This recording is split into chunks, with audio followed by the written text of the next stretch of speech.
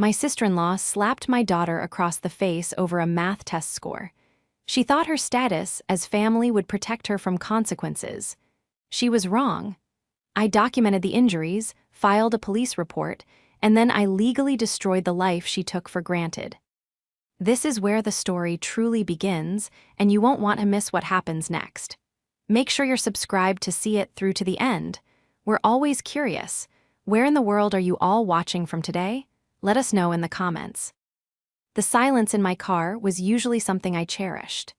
As a pediatric nurse working 12-hour shifts at the city hospital, my days were a cacophony of beeping monitors, crying toddlers, and the anxious questions of terrified parents.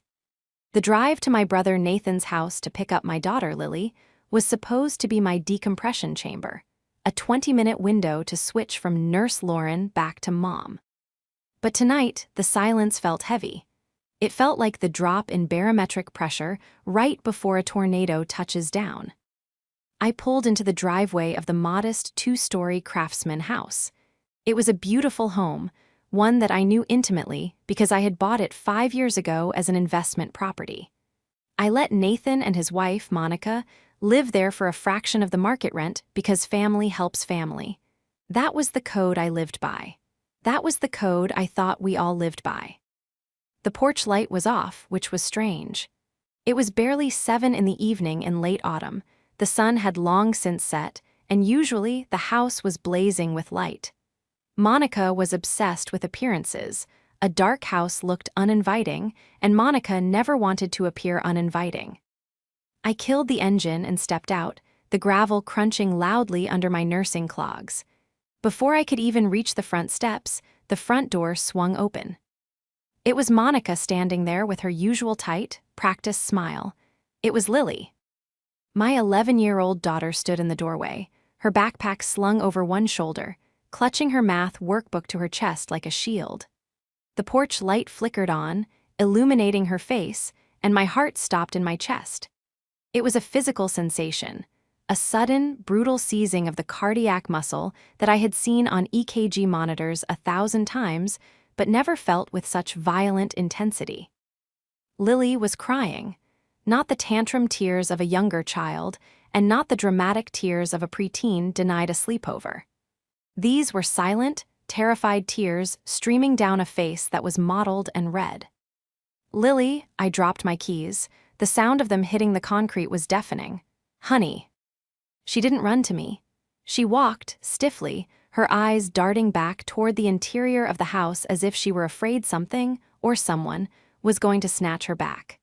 When she reached me, I fell to my knees right there on the driveway, disregarding the sharp gravel biting into my scrubs. Mom, she whispered, her voice cracking. I reached out to cup her face, my nursing instincts fighting a war with my maternal panic. My eyes scanned her instantly, pupils equal and reactive, airway clear, and then I saw it. On the left side of her face, blooming across her pale cheek like a grotesque flower, was a bright red mark. It was distinct. I could see the ridges where fingers had made contact. The skin was hot to the touch, and there was a slight swelling around her zygomatic arch, her cheekbone. Who did this? My voice was low, terrifyingly calm. It was the voice I used when a patient was crashing, and I needed the room to clear immediately. Lily trembled, leaning her head into my hand, flinching slightly as my thumb grazed the inflamed skin. She looked over my shoulder at the house, where the front door was still open. I could see a shadow moving in the hallway.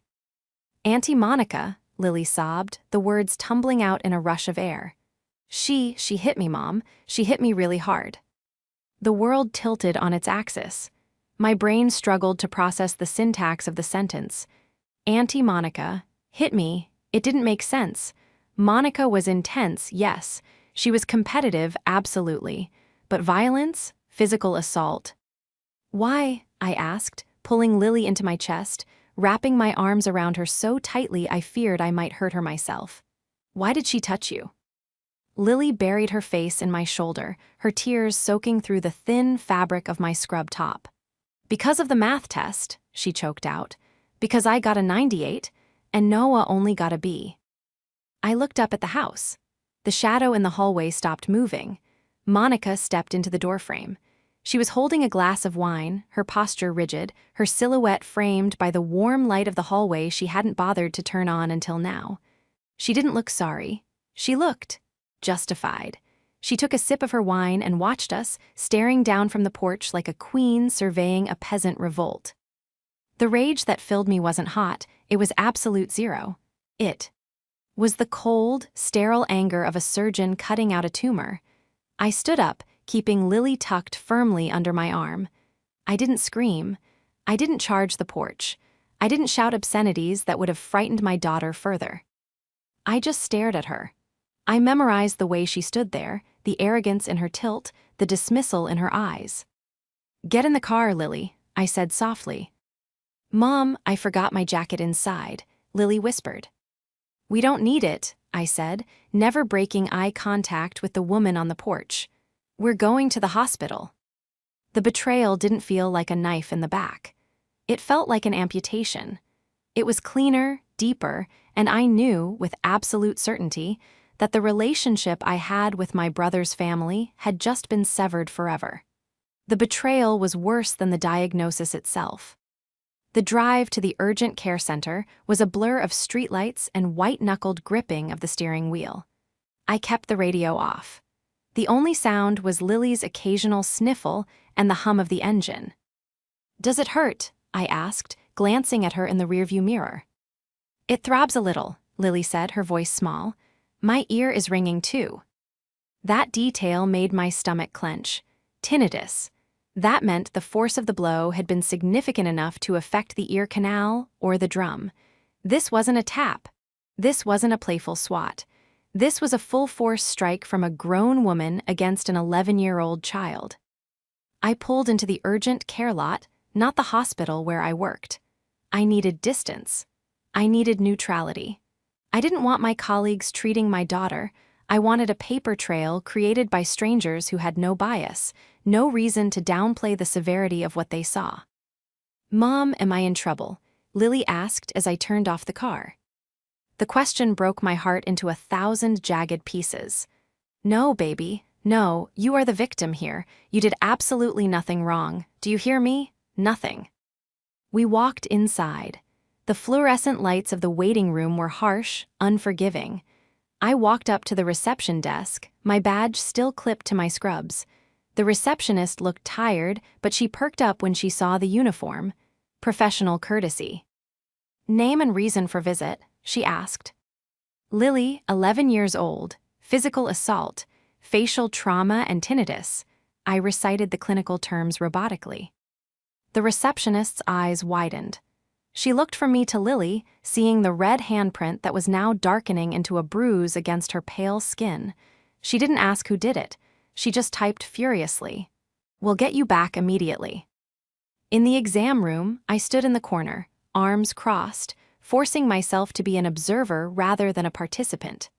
I watched the doctor, a kind man named Dr. Evans, shine a light into Lily's ears. "The drum looks intact, but there is some redness," Dr. Evans said, noting it on his chart. He turned to Lily. "And you said you feel dizzy." "A little," Lily said. "Mild concussion protocol," he murmured, writing it down. Then he turned to me. "Mom, obviously, given the nature of the injury, the shape of the bruising, we are mandated reporters. I have to ask, did this happen at home?" "It happened at her aunt's home," I said clearly.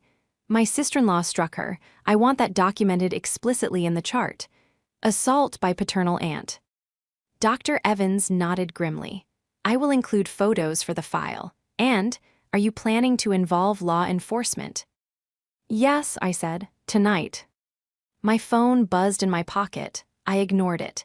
It buzzed again, and again. A continuous vibration against my thigh. I knew who it was. It was either Nathan, trying to smooth things over, or Monica, trying to gaslight me before I could react. I finally pulled the phone out. 5 missed calls from Nathan, 2 text messages from Monica. I opened Monica's text first. "Monica, you're overreacting." She was being a disrespectful brat about her grades and rubbing it in Noah's face. I disciplined her. Don't make this a thing, Lauren. We're family. Monica, don't ignore me. Bring her back so she can apologize to Noah. I stared at the screen, reading the words over and over. Apologize to Noah? She had physically assaulted my child, and she wanted my daughter to apologize to her son. The delusion was so profound it was almost impressive. I didn't reply. I took a screenshot of the texts. Then I emailed the screenshot to my work account and backed it up to the cloud. Next, I opened the camera app on my phone. Dr. Evans, I said, do you mind if I take my own photos while the lighting is good? Go ahead, he said, stepping aside. I took close-ups of Lily's cheek. The bruise was turning a sickly purple now, the outline of 4 fingers and a thumb clearly visible. It was a brand, a mark of ownership and aggression. Nathan called again. I let it ring. He left a voicemail. I held the phone to my ear, listening to my brother's voice while watching my daughter hold an ice pack to her face. Elor. Pick up. Monica says you peeled out of the driveway like a maniac. Look, she's upset, okay? Lily was. Well, Monica says Lily was being really difficult about the test scores. You know how sensitive Monica is about Noah's struggles. Let's just cool off tonight and talk tomorrow. Don't do anything crazy. Love you. Don't do anything crazy. That was the phrase that sealed his fate. He wasn't asking if Lily was okay. He wasn't asking if his niece, his flesh and blood, had a concussion. He was managing his wife. He was doing what he always did, minimizing Monica's toxicity to keep the peace in his own house. He had forgotten one crucial thing. He had forgotten that his house wasn't actually his. The deed, the mortgage, and the insurance were all in my name. The lease agreement was month to month, a favor I had extended to help them save money while Nathan started his consulting business. They lived in my house. They drove a car that I had co-signed for. They enjoyed a life subsidized by my long hours and careful saving. Nathan thought he was calling his little sister, the pushover nurse who always fixed everyone's boo-boos. He didn't realize he was talking to his landlord, and the landlord had just found a violation of the lease that couldn't be fixed with a coat of paint. To understand why a grown woman would slap an 11-year-old over a math grade, you have to understand the dynamic between Monica and me. Or rather, the dynamic between Monica and the world. Nathan and I had always been close. Our parents died when I was in my early 20s and he was in his late 20s. We clung to each other like shipwreck survivors. I was the steady one, the planner, the saver.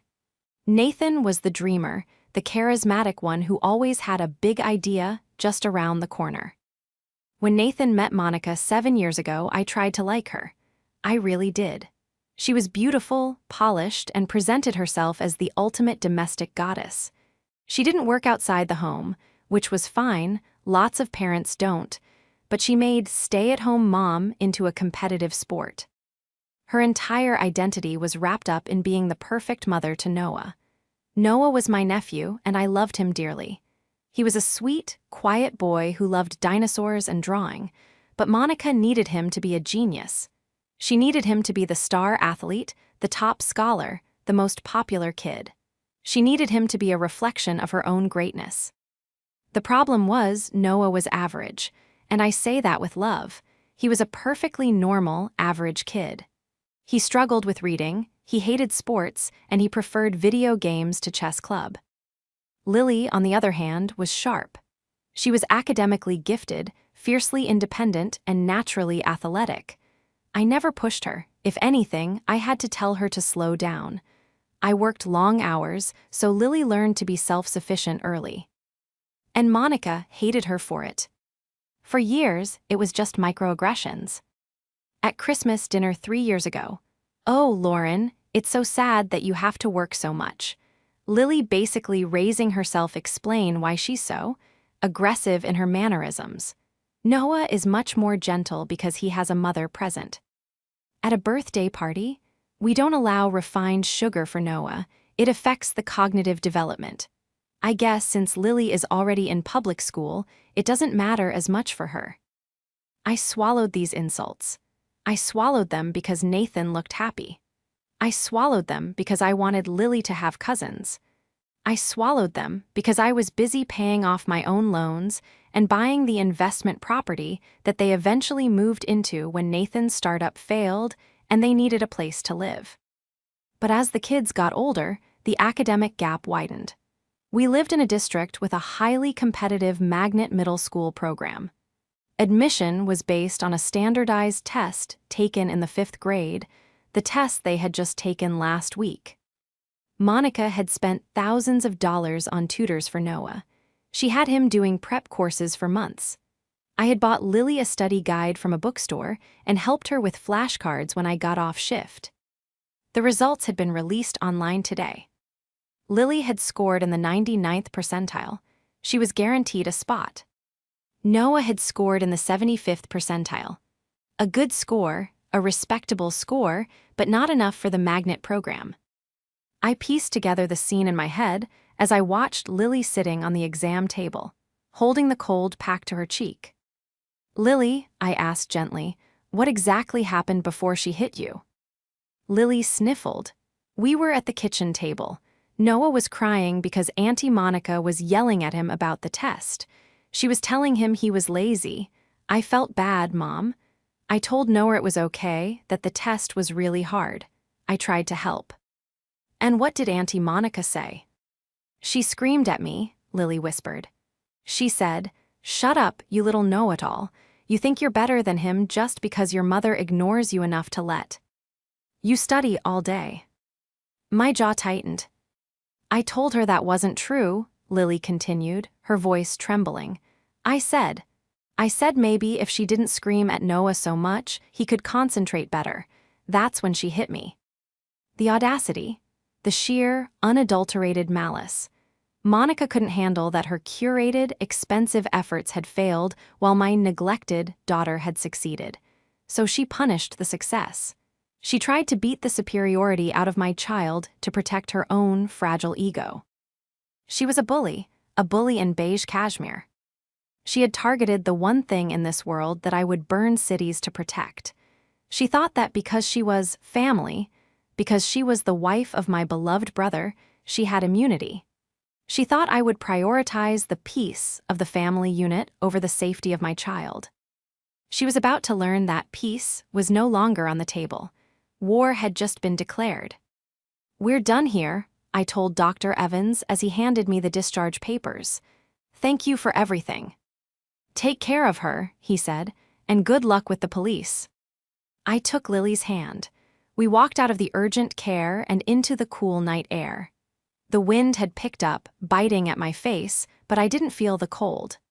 I felt the weight of my phone in my pocket, the phone that contained the lease agreement, the text messages, and the number for the non-emergency police line. I wasn't going home to sleep. I was going to the precinct. And tomorrow, I was calling a lawyer. Monica wanted to talk about consequences for grades. I was about to give her a masterclass in consequences for actions.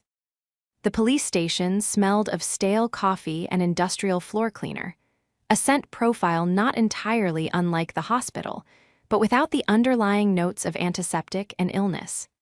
It was a smell that signaled bureaucracy, waiting, and bad news. I sat on a hard plastic chair, Lily next to me.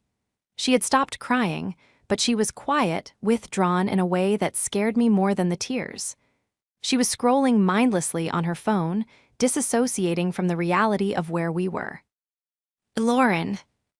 I looked up. A female officer with a kind face and a no-nonsense bun stood at the doorway of the interview room. Her badge read Officer Miller. "That's me," I said, standing up. "This is my daughter, Lily." Officer Miller nodded, her eyes softening as she looked at the bruise on Lily's cheek. It had darkened significantly in the hour since we left urgent care, turning a deep, angry violet. "Come on back." The interview was exhaustive. I expected it to be quick, a statement, a signature, and goodbye, but Officer Miller was thorough. She separated us for a few minutes to talk to Lily alone, a standard protocol to ensure I wasn't coaching her. Those 10 minutes were the longest of my life. I sat in the hallway, staring at a poster about community watch programs, wondering if I was doing the right thing. Was I destroying my family? The voice of doubt was Nathan's voice in my head. Don't be crazy, Lauren. It's just a family spat. But then I looked at the photos on my phone again. I zoomed in on the handprint on my child's face. This wasn't a spat. This was assault. And if I didn't draw the line here in permanent ink, what would happen next time? What if she pushed Lily down the stairs? What if she threw something? Officer Miller called me back in. Lily looked small in the chair, but she gave me a weak smile. "Mrs. Davis," Officer Miller said, sitting down and clasping her hands over a file. "Lily has given a very clear, consistent account of what happened. It matches the physical evidence and the medical report you provided from urgent care. We have enough here to charge Monica with simple assault and battery on a minor. We can also notify Child Protective Services for a welfare check regarding the other child in the home." The mention of CPS made my stomach turn. Noah, my nephew, he was innocent in this, but he was living with a woman who couldn't control her violent impulses. "Do it," I said, my voice steady. "Do whatever is necessary to ensure safety." "We will pay them a visit tonight," Officer Miller said. "However, I need to ask you about immediate safety. Is there any reason Monica would come looking for you or Lily tonight?" "She thinks I'm overreacting," I said, pulling up the text messages on my phone. "She sent me these." I showed the officer the texts. "You're overreacting?" She was being a disrespectful brat. Bring her back so she can apologize. Officer Miller's eyebrows shot up. "She wants the victim to apologize? That shows a distinct lack of remorse and a distorted perception of the event. I'm going to recommend you file for a temporary restraining order immediately. A judge is on call tonight. We can help you with the paperwork." I nodded. "I'll do it." As we filled out the forms, a cold realization settled over me. A restraining order would mandate that Monica stay a certain distance away from Lily and me, but there was a logistical complication. I owned the house Monica lived in. If I needed to visit my property, or if I needed to manage the asset, a restraining order would make that complicated, unless I removed the variable. I finished the police report and drove us home. Lily fell asleep in the car, exhausted by the trauma. When I carried her into the house and tucked her into bed, I didn't go to sleep myself. I went to my home office. I pulled a file from the fireproof cabinet marked Real Estate, 1402 Oak Street. Inside was the lease agreement. It was a standard California Association of Realtors residential lease, month to month. I had given them a sweetheart deal, $800 a month for a 3-bedroom house in a district where rent averaged $3,500. I scanned the document, my eyes hunting for the specific clauses I needed. Clause 14, Tenant Conduct. Tenant shall not disturb, annoy, endanger, or interfere with other tenants or neighbors. Tenant shall not use the premises for any unlawful purpose. Assaulting the landlord's daughter was certainly endangering. It was definitely unlawful. I looked at the clock. It was 1:00 a.m. I picked up my phone and drafted an email to my real estate attorney, Sarah, whom I had known since nursing school before she pivoted to law. Subject: Emergency Eviction Restraining Order Violation. Sarah, I need to serve a 30-day notice to vacate to my brother and his wife immediately. Actually, I want to know if I can do a 3-day notice to quit based on nuisance or illegal activity. Monica assaulted Lily tonight. Police report filed. Charges pending. I want them out. Prepare the paperwork first thing in the morning. I hit send. I wasn't just a sister anymore. I wasn't just a nurse. I was a landlord dealing with a liability, and I was about to close the account. The confrontation didn't happen over the phone. It happened on my front porch at 7:15 a.m. the next morning. I was in the kitchen making coffee, my eyes gritty from lack of sleep when the doorbell rang. It didn't just ring, someone was leaning on it. The frantic, rhythmic buzzing filled the house. I checked the security camera feed on my phone. It was Nathan, He looked terrible. His hair was disheveled, he was wearing the same clothes he'd had on yesterday, and he was pacing back and forth on my welcome mat. I checked on Lily. She was still sound asleep, thank God. I closed her bedroom door softly, walked down the hall, and opened the front door. I stepped out and pulled it shut behind me, crossing my arms. "Lauren," Nathan breathed, looking relieved and terrified at the same time. He reached out to hug me. I took a step back. The rejection hit him like a physical blow. He froze, his arms hovering in empty space. "Don't," I said. "Lauren, please," he pleaded, his voice cracking. "The police came to the house last night. A squad car, Lauren in the driveway. The neighbors were watching. They questioned Monica for an hour. They went into Noah's room and woke him up to check him for bruises. Do you have any idea how traumatic that was for him?" The irony was so thick I could taste it. "Traumatic?" I repeated, my voice rising slightly. "You want to talk about trauma? Your wife slapped my daughter across the face hard enough to cause a concussion, Nathan. She hit her because she got an A on a math test. And you're here worried about the neighbors seeing a squad car." "She didn't mean to hurt her," Nathan shouted, then lowered his voice, looking around nervously. "Look, Monica has been under a lot of stress. She snapped. It was wrong. I told her it was wrong, but calling the cops, filing a report, that gives her a criminal record, Lauren. That ruins her reputation." "She ruined her own reputation when she put her hands on a child," I said coldly. "She's family," Nathan argued, his face flushing red. "You don't call the cops on family, you handle it in-house. We could have sat down, had a discussion.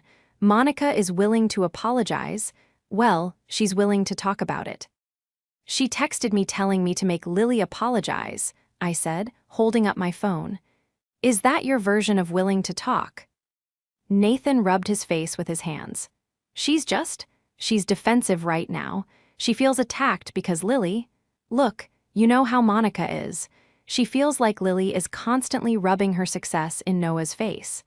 It's hard for a mother to watch her son struggle while his cousin glides through everything." I stared at him. For the first time, I truly saw my brother. He wasn't the victim of a shrewish wife. He was an accomplice. He was validating her delusion to protect his own comfort. He was blaming my daughter's hard work for his wife's insecurity. "Lily doesn't glide," I said, my voice trembling with suppressed rage. "She studies while you and Monica are watching TV. She works while Monica is getting pedicures. And you know what? None of that matters. Because there is no universe, Nathan, none, where child's grades justify physical assault." Okay, Nathan said, putting his hands up. "I get it. You're angry. You have a right to be, but you have to drop the charges. Please, for me, for Noah. If she gets a record, it affects everything. It affects my business reputation." I laughed. It was a dry, humorless sound. "I can't drop the charges, Nathan. The state picked them up, but even if I could, I wouldn't." "So that's it," Nathan snapped, his sadness turning to anger. "You're going to destroy my family over one mistake." "No," I said softly. "I'm going to protect mine. And Nathan, there's something else." He looked at me warily. "What?" "I spoke to my lawyer this morning." Nathan looked confused. "Your lawyer for the assault?" "No," I said, "my real estate lawyer." The color drained from his face. He knew instantly what that meant. "Lauren, no, you can't." "The lease is clear," I said, reciting the clause I had memorized. "Tenant shall not endanger other tenants or neighbors. She assaulted the landlord's daughter. That is a breach of lease. I am terminating your tenancy." "We have nowhere to go," Nathan cried. "We can't afford a place in this district. Noah's school is here." "Then you should have thought about that before you let your wife abuse the person who subsidizes your life," I said. "You have 30 days. But honestly, Nathan, if I were you, I'd move faster. Because once the restraining order is served later today, Monica won't be allowed within 100 yards of Lily. And since Lily visits my rental properties with me for inspections, Monica is going to have a very hard time living in a house she's legally barred from being near if Lily is present." Nathan looked at me with pure hatred. You're a monster, she's your sister-in-law. She's a stranger, I corrected him. And you're starting to look like one too. I stepped back inside and slammed the door in his face. I leaned against the wood, my heart hammering, shaking from the adrenaline. It was done. The bridge wasn't just burned, I had dynamited the foundation. The next 3 weeks were a masterclass in escalation. Nathan didn't move out immediately. Instead, Monica went on the offensive. It started with a Facebook post. Monica didn't name me directly, she was too savvy for that. But she wrote a long, rambling dissertation about toxic family members who use money to control people and weaponize the legal system against struggling mothers. The comments section was filled with her friends, other moms from the PTA who didn't know the truth, offering support. Stay strong, mama. Jealousy is an ugly disease, hun, ignore them. She was spinning a narrative that I was the aggressor, that I was a jealous, childless spinster, ignoring the fact that I had a child who was trying to break up her happy home because I was miserable. Then came the flying monkeys. My Aunt Linda, who lived 3 states away and hadn't called me on my birthday in a decade, called me on a Tuesday afternoon while I was at work. Lauren, I heard what you're doing to Nathan, she scolded without preamble. Evicting your own brother, in this economy, and calling the police on Monica, she said she barely touched the girl. She gave her a concussion, Aunt Linda, I said, typing charting notes as I spoke. I have photos, I have medical records. Do you want me to email them to you? Well, kids play rough, Linda stammered. Monica is 40 years old, I deadpanned. She is not a kid playing rough. She is an adult who committed battery, and Nathan is enabling it. If you're so concerned, you can take them in. I hung up, I didn't have the bandwidth for it. But Monica wasn't done. 4 days after I served the eviction notice, which I had done via a professional process server to avoid a scene, I got a call from the school principal. Ms. Davis, we had a disturbing call from your sister-in-law, Mrs. Davis, the principal said. Her voice was cautious. She claimed that Lily cheated on the entrance exam. She alleged that you, being a nurse, somehow obtained performance-enhancing drugs for your daughter to help her focus. I gripped the phone so hard the plastic case creaked. That is a lie, I said, my voice shaking with fury. A malicious, retaliatory lie. Monica is currently facing assault charges for striking Lily. She is being evicted from my property. This is harassment. We assumed as much, the principal said, her tone shifting to sympathy. Given Lily's consistent academic record, the accusation holds no water, but I wanted you to know the length she is going to. Thank you, I said. Please document that call. I will be adding it to the file for the permanent restraining order hearing. That was the mistake Monica made. She thought the social court of public opinion mattered. She thought if she threw enough mud, I would back down to save face. She didn't realize she was just giving me more ammunition. I called my lawyer, Sarah, immediately. She called the school? Sarah asked, incredulous. Is she trying to lose custody of her own kid? Lauren, this is defamation.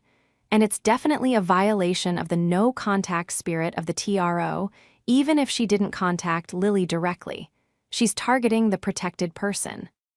Add it to the stack, I said. We have the hearing for the permanent restraining order in 2 days. I want everything there. The texts, the medical report, the police report, the eviction notice, and now the school incident. We're going to bury her, Sarah said. The day before the hearing, I went to the house. I had given the legally required 24-hour notice of inspection. I brought a police escort, Officer Miller, who had agreed to come along to keep the peace. I needed to inspect the property for damages before they moved out. When we pulled up, the driveway was full of boxes. Nathan was loading a U-Haul. He looked 10 years older than he had a month ago. He saw the police car and just put his head down, continuing to carry a box of books.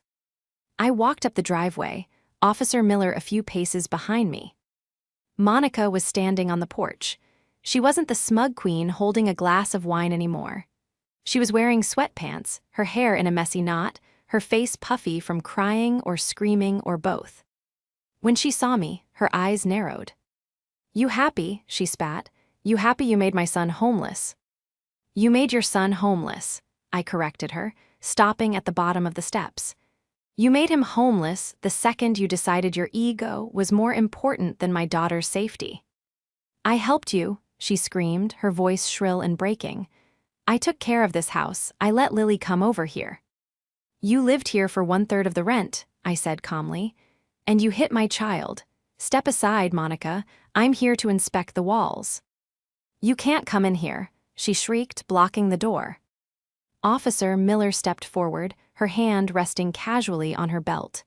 "Ma'am, the property owner has given legal notice. You cannot obstruct her access. If you do, I will have to arrest you for violation of the lease and obstruction. Again." Monica looked at the officer, then at Nathan. "Nathan," she yelled, "do something. Are you going to let her walk in here like she owns the place?" Nathan stopped at the back of the U-Haul. He looked at his wife, then at me. He looked at the house he was losing. "She does own the place, Monica," Nathan said, his voice defeated and quiet. "Just move." Monica gasped as if he had slapped her. She stepped aside, trembling with rage. I walked into my house. It was a mess. There were holes in the drywall where pictures had been ripped down carelessly. The carpet was stained, but the structure was sound. As I walked through the living room, I saw something on the kitchen counter. It was a stack of papers. Monica's evidence for the court hearing tomorrow. I glanced at the top sheet. It was a printed email from my parents' old estate lawyer. I paused. I knew I shouldn't look, but it was out in the open. It was a draft of a lawsuit. Monica was planning to sue me for unjust enrichment, claiming that the money I used to buy this house was actually money that should have gone to Nathan from our parents' inheritance years ago. It was complete nonsense. Our parents died with debt, and I made my money through overtime and frugal living, but it showed her hand. She wasn't just trying to defend herself. She was trying to take everything I had. She wanted a war. She was bringing a water pistol to a nuclear standoff. I walked back out. "Inspection complete," I said to Nathan. "I'll be deducting the drywall repairs from the security deposit, not that there will be much left." I looked at Monica one last time. "See you in court tomorrow," I said. The county courthouse was a monolith of gray stone and intimidation. It was a place designed to make you feel small, to remind you that your personal tragedies were just file numbers in a system that ground on endlessly. I sat at the plaintiff's table, my hands clasped tightly in my lap to stop them from shaking. Sarah, my lawyer, sat beside me, radiating a calm, predatory confidence. She had organized our evidence into 3 neat binders. On the other side of the aisle sat Monica. She had transformed again. Gone was the screaming banshee from the porch, and gone was the arrogant queen from the driveway. Today, she was playing the role of the martyr mother. She wore a modest navy dress, a cardigan, and minimal makeup. She looked fragile. She looked like a victim. Nathan sat behind her in the gallery, not at the defendant's table. He looked like a ghost. He was staring at the floor, refusing to make eye contact with anyone. The judge, a stern woman named Judge Holloway with glasses perched on the end of her nose, called the session to order. This was the hearing for the permanent restraining order. If G.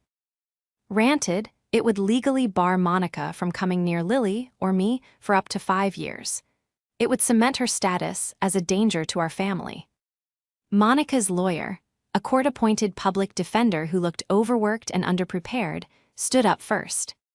"Your Honor," he began, "my client, Mrs. Davis, admits there was a physical altercation. However, we argue that a permanent restraining order is excessive. This was an isolated incident of parental discipline that went too far, exacerbated by extreme provocation from the minor child. Furthermore, the petitioner, Ms. Lauren Davis, is using this order as a weapon to unlawfully evict my client and gain leverage in a separate civil dispute regarding family inheritance." There it was, the lie, the muddying of the waters. Judge Holloway looked over her glasses at Monica. Provocation, the child is 11, correct? Yes, Your Honor, Monica spoke up, her voice trembling, a perfectly rehearsed quiver. Lily has always been difficult. She taunts my son Noah, who has learning disabilities. That night she was mocking him for failing a test. I snapped. I wanted to protect my son from her bullying. I know I shouldn't have slapped her, and I am willing to take parenting classes, but I am not a danger to society. Lauren is just trying to punish me because she hates that I married her brother. It was a good performance. If I didn't know the truth, I might have believed her. She made herself sound like a protective mother pushed to the brink by a mean-spirited cousin and a vindictive sister-in-law. Sarah squeezed my arm under the table. Our turn, she whispered. Sarah stood up. She didn't use flowery language. She used paper. Your Honor, Sarah said, we are not here to discuss family dynamics or imaginary inheritance disputes. We are here to discuss facts. And the facts are that the respondent struck an 11-year-old child with enough force to cause a concussion and tinnitus. She handed the first binder to the bailiff. Exhibit A, urgent care medical records dated the night of the incident. Note the doctor's observations of the bruising pattern. This was not a swat. This was a full-force blow to the head. The judge flipped through the pages, her face impassive. Exhibit B, Sarah continued, her voice hardening. Text messages sent by the respondent immediately after the assault. Please note that she does not apologize. She demands the victim return to the house to apologize to her. This demonstrates a lack of remorse and a distorted view of reality that poses a continued risk to the child. Monica shifted in her seat. The fragile victim mask slipped for a second, a flash of annoyance crossing her face. And finally, Sarah said, dropping the heavy artillery, Exhibit C, a sworn affidavit from Principal Henderson of Northwood Middle School, dated 2 days ago. Monica froze. She hadn't known we had this. 2 days ago, Sarah said, addressing the judge, while a temporary restraining order was in effect, the respondent called the minor child's school. She attempted to have the child's academic record expunged by claiming, without a shred of evidence, that the petitioner, a licensed nurse, was drugging her daughter with performance enhancers. This was a malicious attempt to destroy the child's reputation and the petitioner's career. This is not the behavior of a remorseful mother. This is the behavior of an obsessed, vindictive individual who will stop at nothing to harm this family. The courtroom went silent. The air left the room. Judge Holloway looked up from the affidavit. Her eyes drilled into Monica. Mrs. Davis, the judge asked, her voice dangerously quiet, did you call the school? Monica stood up, her face flushing red. I was just concerned. It's not normal for a child to get those grades without help. I was just asking a question. You accused a medical professional of drugging a child, the judge snapped. That is not asking a question. That is harassment. Then the judge looked at the gallery. Mr. Davis, you are the father of the other child involved and the brother of the petitioner. Please stand. Nathan stood up slowly. He looked like he was walking to the gallows. Your wife claims that your niece, Lily, brutally bullied your son, provoking this attack, the judge said. Is that true? Is your niece a bully? This was the moment, the pivot point of our entire history as siblings. Monica turned around, her eyes wide, silently commanding him to support her lie. Lie for me, her eyes screamed. Save me. Nathan looked at Monica. He looked at the woman who had isolated him from his family, who had spent his money, who had hit his niece. Then he looked at me. He saw the sister who had paid his rent, who had tutored his son, who had always been there. He took a deep breath. No, Your Honor, Nathan said, his voice quiet but clear. I can't hear you, sir, the judge said. No, Nathan said, louder th. Is time. Lily isn't a bully. She was trying to help Noah study that night. I heard them from the other room. She was encouraging him. Monica just got angry that Lily's score was higher. There was no provocation. Lily is a good kid. Nathan, Monica shrieked, forgetting where she was. You traitor, you spineless loser. Order, the judge banged her gavel. Sit down, Mrs. Davis. But Monica didn't sit. The mask was gone. The rage that had been simmering beneath her beige cardigan boiled over. "He's lying," she screamed, pointing a shaking finger at me. "She bought him off. She controls everything with her money. She thinks she's better than us just because she has a degree and a house. She's trying to steal my husband. She's trying to steal my son." "Bailiff," the judge barked. 2 officers moved toward Monica. She was hyperventilating now, manic and unhinged. She had just proven my case better than any lawyer could have. She had shown the court exactly who she was, a volatile, jealous woman incapable of controlling her temper. "I am granting the permanent restraining order for a period of 5 years," Judge Holloway announced over Monica's shouting.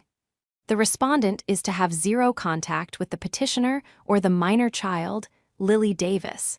This includes third-party contact. Any violation will result in immediate arrest. Furthermore, I am recommending a psychiatric evaluation be added to the conditions of bail for the pending criminal charges." The gavel came down with a sound like a gunshot. Monica was escorted out of the courtroom, still screaming obscenities about me. Nathan didn't follow her. He sank back onto the bench, put his head in his hands, and wept. I looked at Sarah. She gave me a small, professional nod. We had won, but as I looked at my broken brother, it didn't feel like a victory. It felt like a rescue mission that had sustained heavy casualties. The fallout was swift and absolute. The eviction happened 3 days later. I didn't go. I hired a property management company to handle the turnover because legally, I couldn't be there if Monica was there, and I refused to put myself in that position again. According to the property manager, it was ugly. Monica refused to pack until the sheriff arrived to enforce the eviction order. They ended up putting most of their belongings on the curb. But Nathan wasn't with her. The day after the hearing, Nathan showed up at my door. He didn't have a suitcase. He just had a duffel bag and a look of profound exhaustion. "She kicked me out," he said, standing on the porch where this nightmare had begun. "Well, she tried to. We were at a motel. She went crazy, blaming me for everything. I left. I'm staying at a friend's place, but I needed to see you." I let him in. We sat at the kitchen table, 2 survivors of a war we hadn't asked for. "I'm sorry," he said. He didn't make excuses this time. He didn't say, "But she's stressed." He just apologized. "I should have stopped it years ago. I saw how she treated Lily. I saw the jealousy. I was just too weak to fight her. I thought if I just kept quiet, it would go away." "It never goes away, Nathan," I told him. "It just grows in the dark." "I'm filing for divorce," he said. The words hung in the air, heavy and final. "I can't have Noah around that. The judge was right. She needs help, but I can't set myself on fire to keep her warm anymore." The criminal case took another 3 months to resolve. Because of the clear evidence, the medical records, the photos, and the courtroom outburst, Monica's lawyer advised her to take a plea deal. She pleaded no contest to misdemeanor assault. She was sentenced to 2 years of probation, mandatory anger management classes, and 100 hours of community service. It wasn't prison time, but the conviction meant she lost her status in the community. The PTA moms dropped her. The perfect image was shattered. She had a criminal record for hitting a child. That stain doesn't wash out. More importantly, the family court granted Nathan primary physical custody of Noah during the separation, citing Monica's instability and the pending investigation by CPS. Monica was allowed supervised visitation only. Noah flourished away from her pressure. Without his mother screaming over his shoulder, his anxiety decreased. He didn't turn into a genius overnight. He was still an average student, but he was a happy average student. He started drawing again. He started laughing. As for Lily, we sat on the floor of her bedroom a few weeks after the dust had settled. She was packing her backpack for her first day at the magnet school. The bruise on her cheek had long since faded, leaving no physical scar, though I knew the emotional one would take longer to heal. "Mom," she asked, pausing as she zipped up her bag. "Yeah, honey. Is Auntie Monica ever coming back?" No, I said firmly. She isn't. The judge made sure of that. You are safe. We are safe. Lil. Why nodded, a look of adult understanding in her young eyes. I'm glad Uncle Nathan is okay, though, and Noah. Me too, I said. We saved them in a way. I guess the math test was worth it, she joked, a small, wry smile touching her lips. I pulled her into a hug, burying my face in her hair. Nothing is worth you getting hurt, but I am so proud of you, not for the grade, but for being brave enough to tell me. Life went on. I repaired the rental house, new drywall, new paint, new carpets, and rented it to a nice young couple who were actually grateful for the below-market rate. Nathan got a small apartment nearby and started rebuilding his relationship with Noah. We still had scars. Family gatherings would never be the whole, big, happy events I had once dreamed of. There was an empty chair where a sister-in-law should have been, but the toxicity was gone. The fear was gone. I had learned that being a good sister didn't mean enabling abuse. Being a good person didn't mean being a doormat. I had drawn a line in the sand to protect my child, and when they crossed it, I didn't just push them back. I built a fortress. Sometimes you have to burn the family tree to save the roots. And looking at Lily, thriving in her new school, and Noah, smiling as he showed me his sketchbook, I knew I had made the right choice. I had no regrets. The only person living with regret now was the woman who thought she could hit my daughter and get away with it.